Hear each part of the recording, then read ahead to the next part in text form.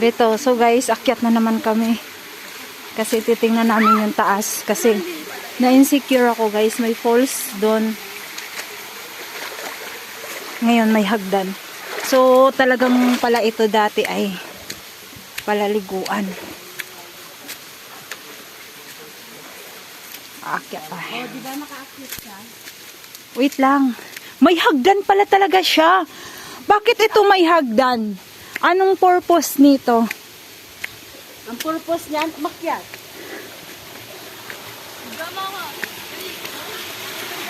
Uy, wow! Ang ganda! Ganda ka. Hello? Parang ang nipis ng hagdan, be. Oo. Ang ganda! Ay, ang ganda! Uy, wow! Ang ganda! Grabe pala yung pinagkuhaan nila ng supply ng tubig. Hindi biro ang ano na to.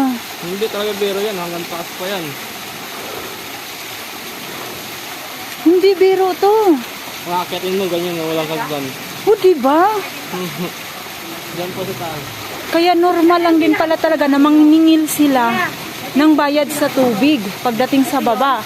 Yung sinusupply nila. No?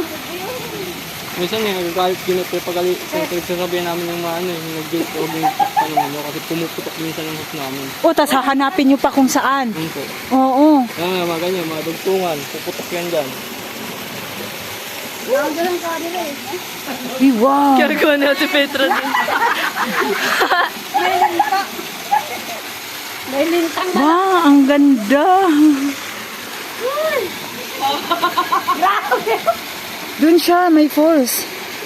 Yun, kinakapalis pa yan sa taas. Grabe pala.